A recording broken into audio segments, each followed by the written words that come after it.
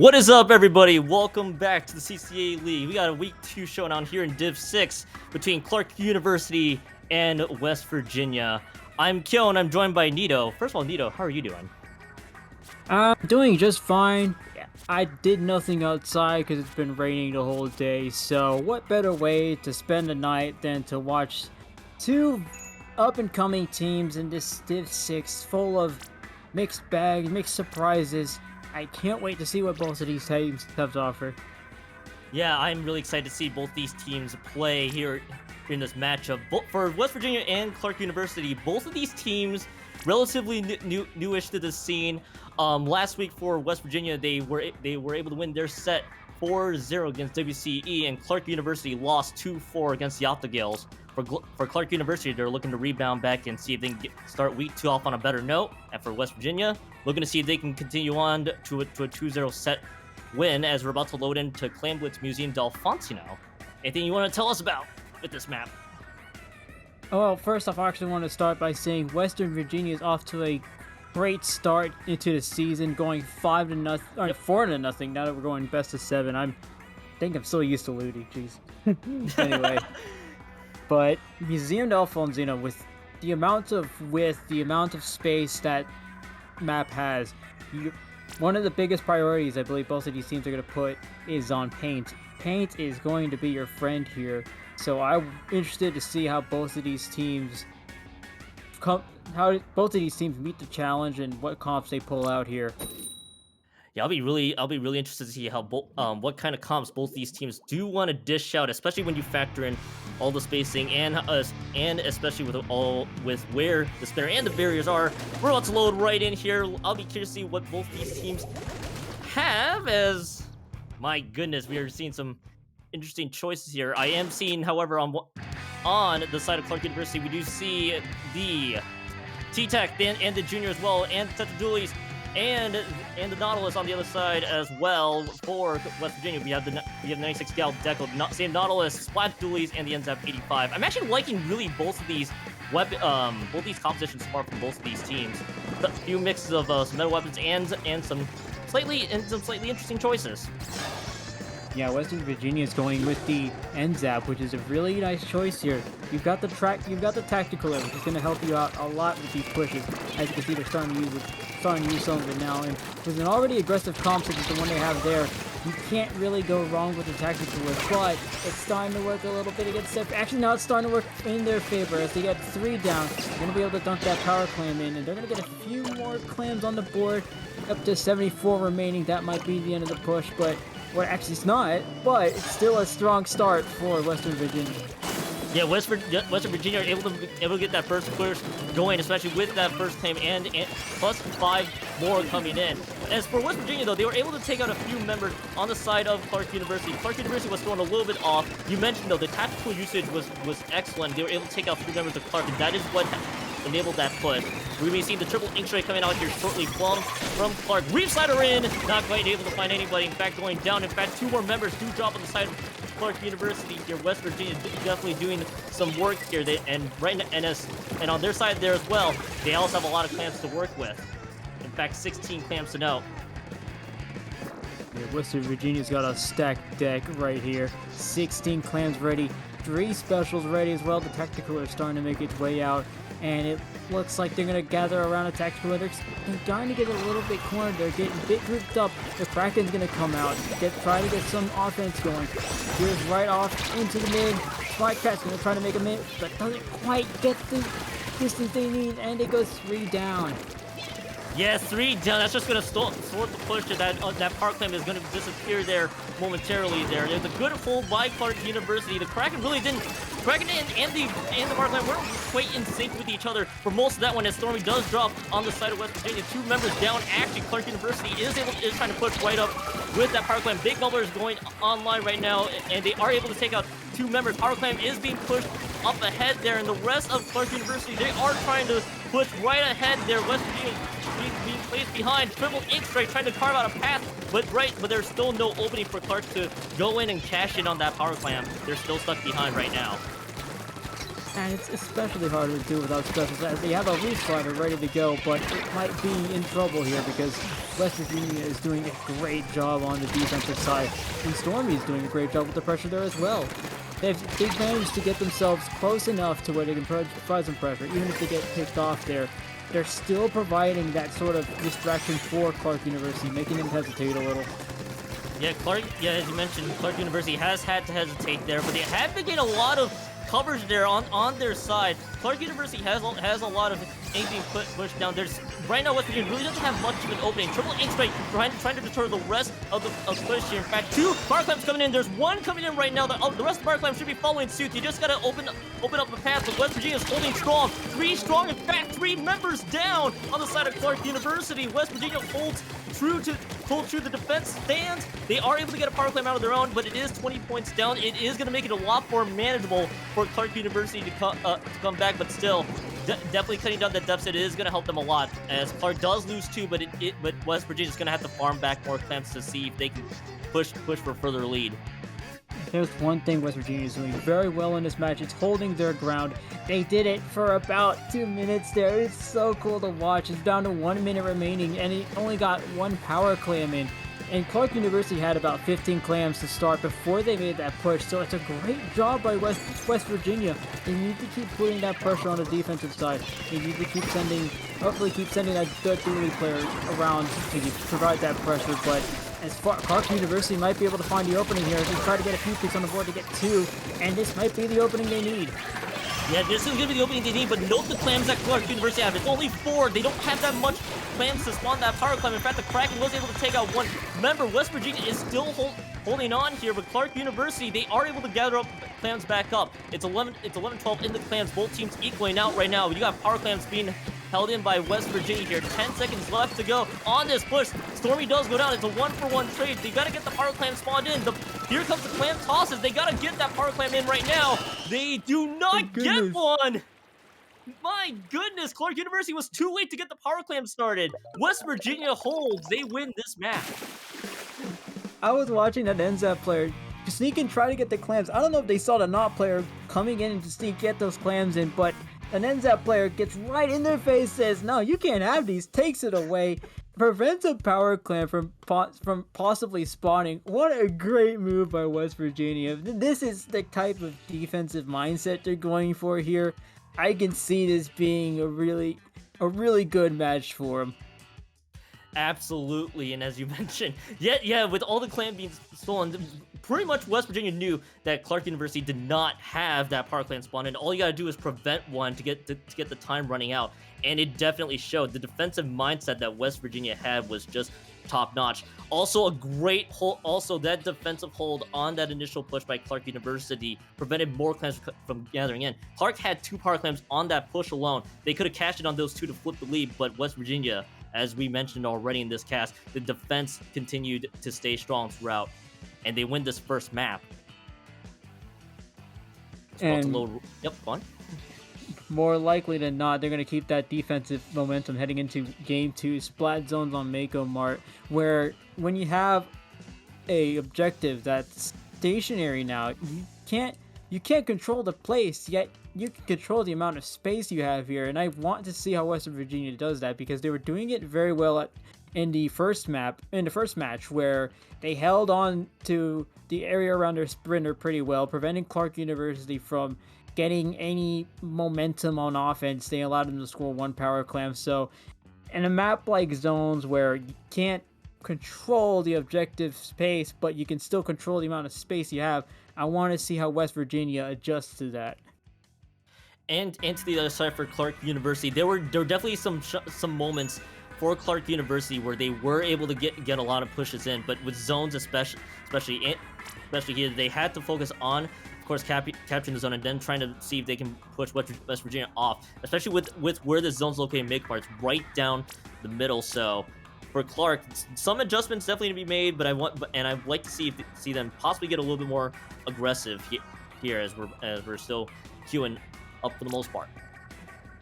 Yeah, and they have part of the offensive mindset too. You see them pull out the Tetras, and I think there is a clear purpose to that. They want a weapon. They want Yeah, they want a weapon and they want a player that can get themselves into the enemy's territory, get themselves into the front lines, and create some havoc for them. And especially on a map like Makomar, you have a lot of opportunity to do so here. So I can't wait to see how this plays out for Clark University. They have an opportunity here to take back a game, but West Virginia looking strong as we head into game two.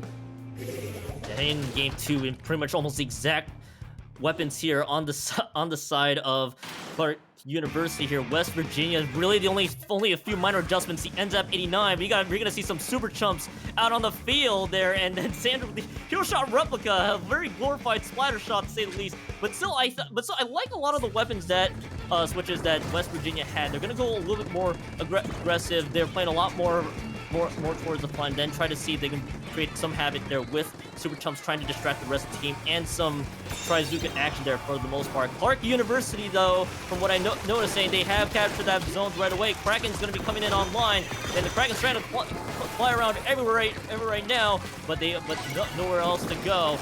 Control has been lost for a bit, and right now still holding neutral, and now it's flipped the other way. Yeah, and you see in West Virginia's comp that they're actually using a lot of shooter-heavy weapons. They actually got 3 of them. So, and plus the Super Chump is going to cause it's going to get a lot of pain in their favor. So they have the idea where they have to just get as much pain down as possible, which is exactly what you want to do in a game like Splat Zones, and maybe a map as wide as Mako Mart. And I have a feeling that they're starting to do this because they know that Tetris is going to come out from Clark University. So they're starting to make those adjustments. However, Clark University has an opportunity to get back there. They got out one player from West Virginia, and they might be able to get another, but they're in trouble from the Kraken. They do take the zone, though, and they're going to get some few more points on the board. They got 2 down. Great job there from the T-Tech. Yeah, the player with the T-Tech getting the 2 down, definitely going to continue extending this push for Clark University. They did lose control for a bit, but it is going to get quickly recapped there. That 2 is going to help enable the push to keep going. On the side of West Virginia, though, West Virginia has been having to play a little bit further back defensively wise. It looks like they are playing this a little bit more safe. Here comes the Reef. Oh my goodness, Reef Slider does take out one member, but they did lose 2 of their own. Oh my goodness, they are trying to trade back and forth here, 3-2, and Super Chomp is going to be coming in shortly. The zone has been neutralized, but it is going to be capped back. Yeah, you can tell Clark University clearly came here to play. Roseanne, they're taking the chances and still getting the picks they need, which, if you're getting yourself into a situation where you might be facing a possible splat, you may as well take one with you, and I like that attitude from Roseanne. I like the offensive mindset this Clark University's got going on here. It's proving well for them so far, but they're going to need to pull it back again because West Virginia is, so far, they're doing a great job defensively, and they're doing a great job defensively again as they get back into the lead. But Clark University is going to try to get the lead. They go 2 down. Clark University is going to get back into the zone. Yeah, but 3 members have already dropped on the side of West Virginia. They were able to flip the zone just now. Super Chump was pretty much just thrown in, just playing a little bit of a distraction there for Clark University. As you mentioned, the offensive mindset that Clark University has right now, it's definitely paying off in spades, especially knowing how wide that map is. The Reef Slider has been gaining a lot of value. You're going to be seeing a trade on both sides, actually. Clark University loses 2 members. Clark University just got out of those penalty points there. They do officially lose 2 members. The zone has been flipped the other way. It's still a close back and forth. This is still not a safe lead for Clark right now, as West Virginia is trying to crawl their way back. Oh, and the player's getting 2. They've got 2 picks down. West Virginia is having a lot of trouble against Clark University. Oh, there's a wipeout. Oh my goodness. Clark University bringing it all in game 2. Decided that game 1 was a warm-up and said, you know what, we're going to turn on the Jets. Game 2 is when we're going to come back and take a point, possibly start giving West Virginia their first loss. Oh my god, they're doing it in strides here. And they've got the penalty points gone. And it's going to be all up to them to keep the zone. But West Virginia takes it back. Possibly it does. Yeah, West Virginia is able to get themselves back. The Reef Slider did take out a member there, but they may have overextended just a bit. So West Virginia was able to come back here. Kraken is going to play havoc for the most part there. 2 members actually continue to drop for Clark University right now. They did lose control for just a quick second, but West Virginia wrestles it back. It's just a lot of fighting between these 2 teams with 2 members dropped for West Virginia. Clark University has 4 squids up. They are able to get control back. Now if you're Clark University, you got to hold on to this zone right now. You're down to the last seconds. And right now, if you can keep this offense pace going, this may work out in your favor. In fact, 2 members dropped for West Virginia. Clark is still holding on. And the player looking for a pick there does get the trade. And it's not just any player, it's the player who's doing a lot of work for Clark University as they go down to 10 remaining. 12 seconds left on the clock. West Virginia needs to make a move really quickly, and they don't find the move they need. And they might actually find it. It's going to be close down to 4 seconds remaining. West Virginia taking back the zone, but Clark University is going to keep contesting again. The Kraken's going to come out. It's still neutral battle here. They have to watch the overtime clock because it's still in the favor of West Virginia, but it's going to go quickly to go over to Clark University. But it's not. It's going to go back to West Virginia. Yeah, West Virginia is still holding on. 3 members drop on the side of Clark University. Make that a delayed wipe coming in. West Virginia, has 43 points remaining. He just got out of those penalty points. Clark University has to win a lot of these fights. The tension dueling goes down. It's now 3 members up, 30 points remaining, and West Virginia might have the momentum that they so desperately need. The Nautilus goes down. 1 member does drop. They do lose control. It's just a fight for the zone, and Clark wrestles it back. Can you believe it? The overtime game of the season just might go to Div 6 because we just saw an absolute shocker of a matchup there. We thought for a second West Virginia might finally be taking it back, but no, Clark University coming back, handing West Virginia their first L of the season. My goodness, that was incredibly scary from Clark. Clark was losing a lot of fights towards the tail end. It was just an absolute carnage, an absolute mess of fights happening left and right. West Virginia was winning a lot of them. Clark was able to wrestle control right at the tail end. Just some key picks really from both these teams. A lot of things really just happened. But at the end of all that though, Clark University takes the second map, and there's a lot of things to note there with that one. Yeah, as you mentioned, that might have been the overtime game of the season so far. My goodness, I'll tell you what, I've seen a lot of games go into overtime. I've seen Loink where God bless them, but access denied, losing in overtime to Lois right as they get the clam in. But I've never seen any overtime go like this. Oh my goodness! And I saw a lot of Clark University trying to get themselves in, trying to sneak themselves into the zone, but West Virginia keeping their defense going, but Clark University sneaking themselves in. My goodness! I think we're gonna need some time to really think through that incredible second map, but for both these teams, there may have been some adrenaline there, really trying to fight for the zone, knowing that, hey, for one team, they may have been close to losing it, and for the other team, hey, we can run it back, we can get the KO at that last moment. But that second map came and went, and I think there's a lot of thoughts that I'm sure everybody's gonna have. We're gonna just go ahead and talk about the third map here. We got Eel Tail Alley Tower Control. Nito, what do we got so far with this map? Well, with tower control, it's gonna be I almost really expect Clark University to pull out the Tetris again, and you can't really say it's a flanking map. It's actually fairly narrow, as you're about to see, but the thing about this map is that you still have, since it's so narrow, you can pull out a special like free slider and still cause a lot of damage to the opposing team. So, but they also have the Kraken, which just came out, and if you've played against the Kraken, you will know that shooting it alone, it just doesn't do much. That thing is it's an unstoppable force, but when you're going up against West Virginia, it's gonna be an immovable object. It's gonna be unstoppable force versus immovable object here.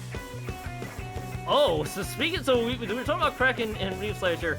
There are some weapon changes on the side of West Virginia. The Hydra Splatling now coming out from Doc, and then the Tri-Slash Nova, new weapon that just got thrown in there. I like the balance between a lot of aggression and with some backline support. Whereas I say that though, West Virginia does lose too. The initial checkpoint does go to Clark University, but as I mentioned though, with this side of West Virginia, though. I think it's a nice blend. You definitely has long range coverage that you have, especially with how narrow and how open this map can be with the Hydra and Nautilus. So you can find a lot of members from Clark University. It may work out in your favor. Yeah, I mean, you're talking about great balance here. They've got 3 weapons that can paint fairly well. This shot doing a great job to paint for itself. And then you've also got the Tri-Slosh Removal, which, I mean, it still works. It could still serve as a pseudo support, like a pseudo NZAP, but it's going to mainly focus itself as a Slayer. And when you have the Tactical, you really can't go wrong by just throwing a Fizzy Bomb and getting yourself into the enemy's face. Which, speaking of which, Clark University doing a great job doing just that. Yeah, Clark University definitely doing their part right now. There's basically pretty much a lot of fighting really close to that tower for Clark University and West Virginia. Not one team trying to assert as much dominance as they can. You are going to see the triple link strike there. Clark University is just trying to throw down a lot of ink into enemy territory, trying to pressure most of West Virginia out, giving them a lot of space to work for. As soon as I say that, though, West Virginia takes out 2 members. Entering checkpoint 1 is West Virginia. They're still holding strong. They're doing a little dance there, trying to get themselves out of danger. They do manage to pass the checkpoint. They might be able to get the lead here, but they're going to try to get a few picks off the tower. That's going to cause them a bit of trouble. If the player is going to try to get a pick, they snuck around to the enemy's side there. That's exactly where you want to be, because you want to be outside of their field of vision. And the player knows that, tries to get themselves out of view, but it doesn't work out well. Luckily, they have just enough to back themselves out in time, but they're still heading towards that second checkpoint. The lead is going to get very close. 85 remaining. They don't quite get there. Yeah, they don't quite have the lead, but the points remain really for both these teams. It's just so close and so close, a little bit past checkpoint 1. Just trying to inch a little further. West Virginia just needs a little bit more oomph to take the lead here. They don't quite hold, though. Clark University is still holding strong. They're still trying to play their aggression. They're trying to play their offensive game. And so far, though, West Virginia is still trying to sword as much as possible. Both teams are just wrestling for the tower down in mid. And so far, it's just a few one-to-one plays, but it looks like West Virginia has taken the lead. They do lose 2. Clark also loses 2. There's a lot of fights back and forth for both of these teams so far. Speaking of fights, the player getting themselves into a few fights of their own. Remember, they're not just a player, they're the player. And it's working out pretty well for him, but West Virginia right now still has the lead. Clark University is doing a great job of keeping them from going any further, but however, they need to find the offensive response to them, because so far West Virginia's got their number, but Clark University, as we know, has been able to come back from these difficult lockouts, from these difficult to reach moments, as we saw in the last match, but it's going to get increasingly difficult for them, as it looks like West Virginia is turning on the Jets yet again, going back to Game 1 form.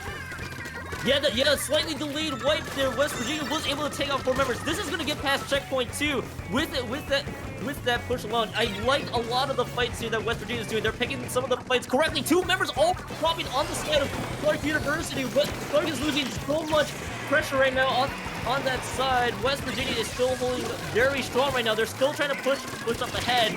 Just a big fight really from Clark that they need to win. They do take out 2 members. It is possibly going to thwart the push. Just a lot of fighting. There's a double coming out here from one of the members, and so far that tower is going to reset, but West Virginia just made this lead even bigger. This is probably going to be really careful. Now you've got a Hydra on the other team, and there comes the Reslider. Get a few picks in a row, get at least 1, and that might just be enough for Clark University to get themselves back into contention. And they go 3 down. As soon as I say that, the quickest commentator's curse I've ever had on the mic. Need him. That commentator curse was so strong that West Virginia was able to stop that push from Clark University. Now Clark has to now go from middle. Now they have to see if they can pick some of these fights accordingly. With some of their weapons, ostensibly, they may have to start with the Reaper. As soon as they say that, though, 2 members have dropped on Clark University. West Virginia loses 1. They have to be on the tower to at least force OT. William may be trying to pressure them out right now. They are able to get out of there, and West Virginia takes the tower back. West Virginia, they win this Eel-Tail tower control map.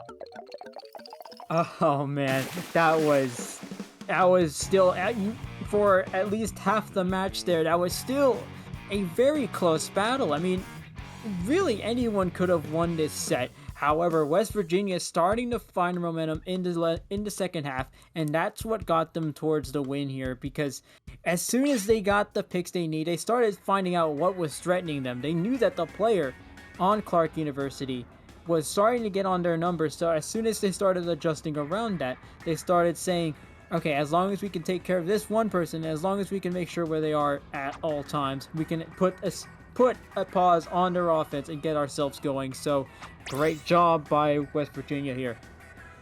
Yeah, West Virginia winning that third map in the Tail Tower Control. They definitely were able to swing some of that momentum in that last half of that map alone. As we're gonna move into that fourth map.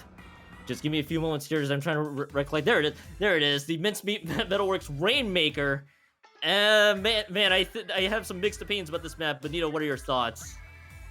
Talk about a neutral matchup. So basically, what you saw in the first half of Game 3 is going to be all of Game 4, because Mincemeat Rainmaker, actually Mincemeat, any objective where you have to push it yourself is very it's very neutral, just to say the least. But I think both of these teams have the ability to produce high-powered offenses. We saw it in Game 1 with Clark University as they try to get themselves into the basket, and we saw it in Game 3 with West Virginia finding the response to Clark's defense. So I think both of these teams have the ability to make plays here.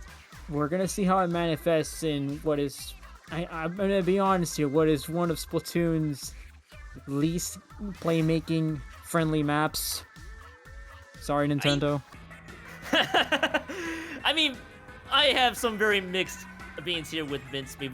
But I think we're gonna leave it at that. There is some slight similarities when we compare when the comparison gets drawn with Eel Tail, of course. But I mean, with Mincemeat, as you mentioned, there's just some places you're gonna have to work around with how neutral this map is. As we're about to load in here in just a few moments, we could be seeing almost something similar, but this time instead of a tower, they have to push. They gotta carry that Rainmaker and get through those 2 checkpoints. Let's see how both these teams respond here. And Clark University is just gonna stick with the same comps that we have seen so far. And actually, I think it's gonna be basically the exact same comp. Not much really to dwell in here, but I'm gonna be curious to see how this will work with Rainmaker. It should work almost similarly. We could be seeing some of the same things here. I mean, talk about rise of the Splatlings. I think they've been using Splatlings this whole time. The player getting a little too close for comfort there. They go down very quickly. However, it's going to be up to West Virginia to find a response, and they might be finding it very soon, as 2 players are currently down. One's respawning from their spawn, which is where you usually respawn if you're trying to respawn in this game. But Clark University is still having a bit, still putting us pause to their defense, to their offense here, because they haven't quite found the opening yet. Yeah, they haven't quite found the opening, and some of them may have been attributed to the fact that they didn't really try to push as much of their advantages. They're still trying to play it a little bit safe, trying to clear out as much space as they can, as we do see members continuing to drop on the side of Clark University here. Now they finally feel like they have the opening. They're going to pick up that Rainmaker, pushing onto the right-hand side. That's where a lot of that control is. They are now fading away. Some of these Rainmaker shots are actually also very well placed. Find them some time, but they do drop the Rainmaker. But 3 members have dropped on the side of Clark University, and the rest of the players have respawned. West Virginia might be trying to continue this push right up ahead, but Clark's going to try to say otherwise. Rainmaker bubble does get popped here. It's just still a little bit of a fight around this Rainmaker. Who's gonna pick up that Rainmaker eventually, or is it gonna reset? Who knows? My goodness, Stormy, they're causing a lot of trouble for Clark University. They're still trying to find an opening there, and they're using actually the fizzy bombs there to at least provide some sort of a ranged attack. Because with Tri-Slosher, you don't have that ranged attack, because Tri-Slosher doesn't offer you that much distance. But when you have a sub such as Fizzy, you can do whatever you want from any sort of range, which is a really nice thing to have, and that's what Stormy's taking advantage of. And I like to see that kind of gameplay coming from the Tri-Nouveau. It's a very good sign as things to come from Div 6, because now you kind of got to see how they're trying to play around the weapons. Yeah, they're definitely going to try to play a lot around the weapons, and I think, as you mentioned, with some of that knowledge, they're trying to see how they can use those weapons to take full advantage, knowing that some of their weapons may have a few weaknesses. Noted with the Tri-Nouveau range, player does drop though. Doc's able to drop the player coming in here. But it looks like still a little fighting in between. Clark did lose to make that the third member dropping on the side of Clark University. West Virginia has won some of those fights. They are trying to push up ahead, but there might have been a little bit of an overextension as Clark's able to punish on some of those pushes that West Virginia was trying to have. Still a little bit of a neutral game here. Both these teams are just basically doing against each other, trying to see if they can build any sort of advantages with this map in Mincemeat Metalworks. And I mean, really, a lot of them are having some time. They're trying to figure out if they want to try to keep pushing up ahead and try to build a lot of space, build a lot of ink down on that turf. And and pretty much what we're seeing right now is kind of what we may have been expecting. Yeah, Clark University is doing a good job of at least holding their own, but you have to remember that on a map like Mincemeat, you're going to have to be the ones making your own offensive plays here. However, Clark University is trying to find those plays, as I mentioned earlier, but West Virginia right now using a great job of using that range to their advantage. They've got Hydra and the Nautilus aimed at one player, making those entries very difficult for Clark University, making any sort of opening or opportunity for Clark University difficult as they continue to use that range. And they even got the Tri-Soccer coming in for a bit of a dance as well, but they go down. They might be able to take the other player down. Clark University trying to find the answer, doesn't quite get it as far as they'd like, but it's going to continue to get, Clark University continue to be on their number here.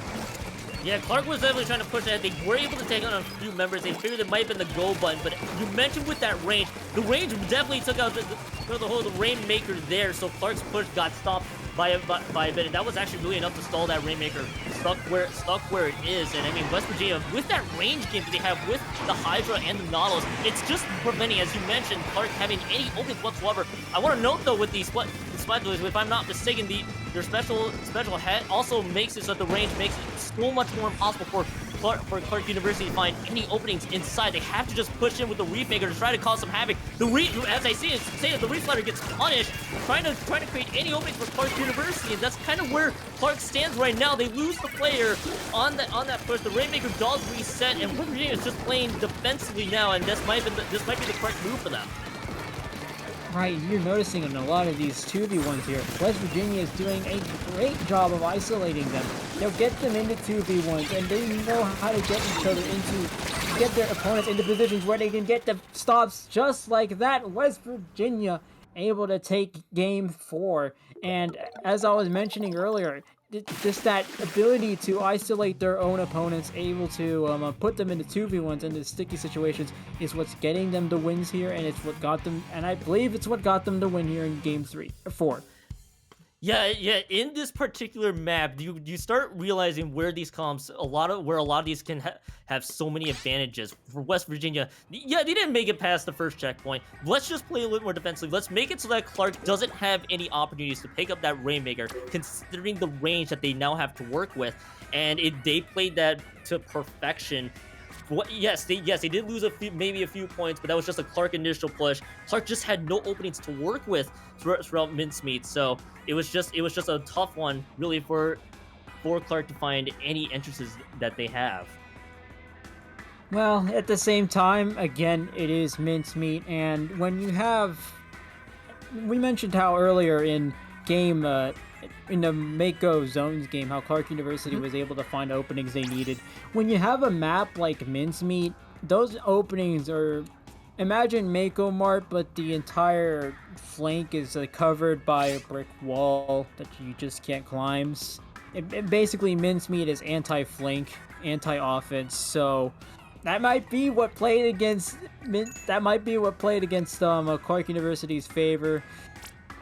Mincemeat. Anyway, done with that. Game 5 now. Yes. Clanblades Inkblot. All right, with Inkblot, this is pretty much very similar here from what we see from Splatoon 2 moving over to Splatoon 3. So basically what you remembered with this map is almost very similar-ish.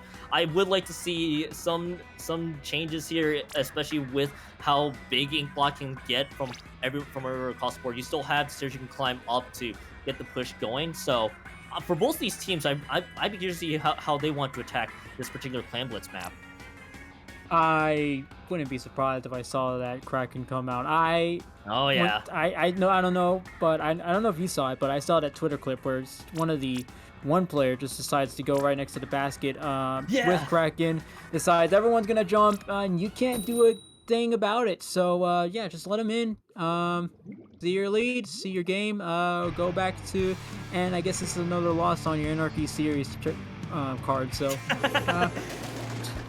That's always like the worst feeling when you know your Anarchy series is doomed by a Kraken with everybody's squid jumping in.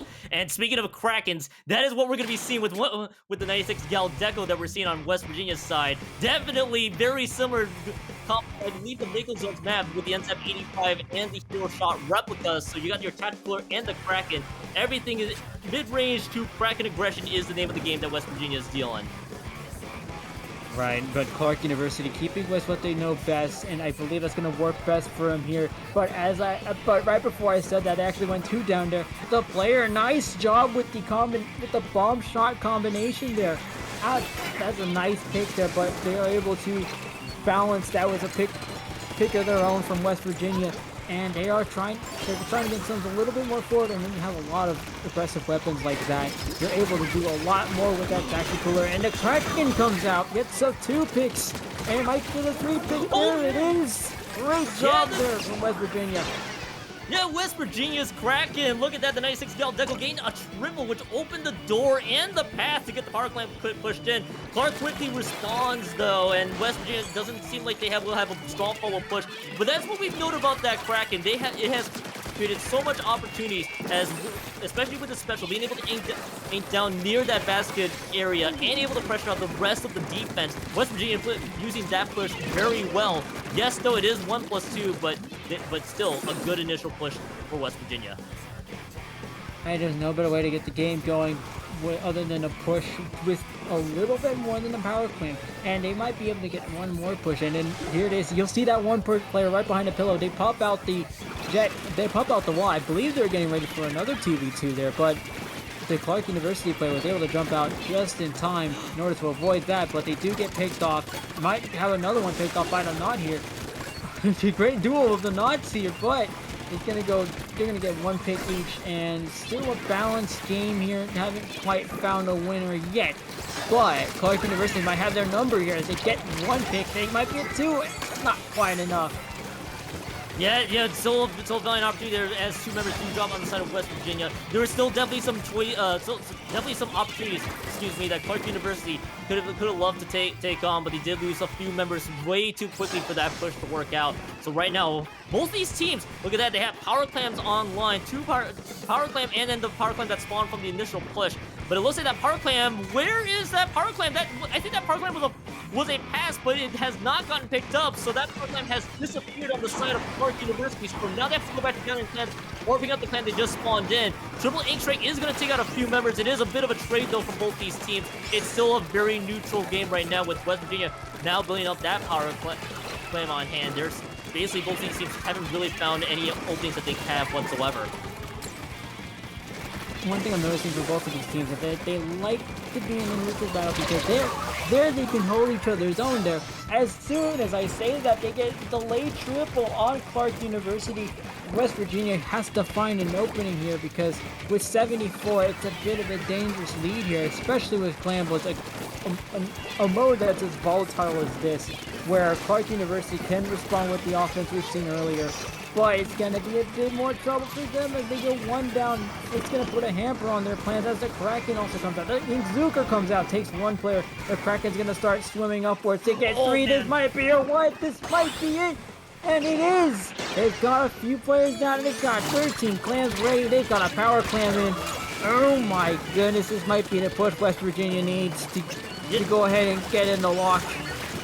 Yeah, West Virginia, again, the Kraken opens the door. It's the same exact formula as the first one. The Kraken pushes up ahead. They create a lot of space and a lot of havoc that pretty much threw Clark University all over the board, and the wipeout to secure that push made it so that now West Virginia has a lot more of a manageable lead.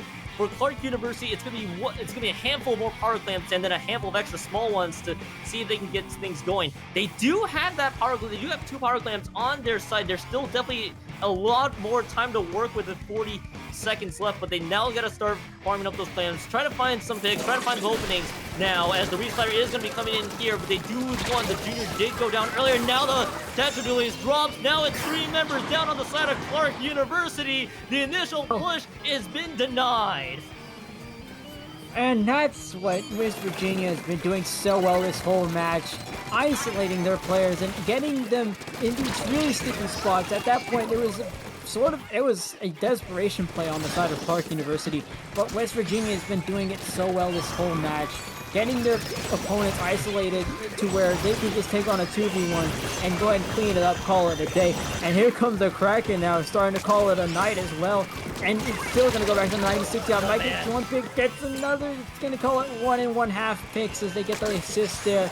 They do have a power clam in. They're going to try to push that one and call it a day here as the other power clam goes out. And this set will be going to West Virginia 4-1 against Clark University.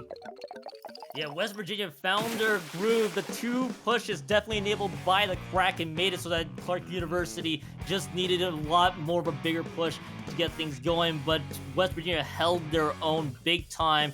And as we mentioned, a 4-1 set victory on the side of West Virginia. Congratulations to them, and GG, well played to both teams. I'm gonna quickly note this one here. West Virginia, yes, the Bagel Zone man went in favor of Clark, but they've definitely found their groove. A little bit of a small boot up time just after losing that second map, and then the rest of the maps they definitely found it after their, let's say, the mincemeat Rainmaker map. That's when they really started to find their stride. Of course, lots of promise from both of these teams. West Virginia here having the coordination and having the offensive skill they need to keep the game going in their favor, but Clark University, I saw a lot of neutral battling from them. I saw a lot of defensive fights from them. I believe both of these teams have the potential to create some havoc for Div 6, and West Virginia is starting to find a bit of a match here, especially with Clark University taking a win against West Virginia. Yeah, well done to both of these teams here. Looks like we might be seeing a little bit delayed there. There might be a substitution, I think, for both of these sides here. They might be looking to play all the 7. I see. Little bit of some substitutions. Yep, go ahead. I believe with the play all 7, this is a nice little CCA tradition.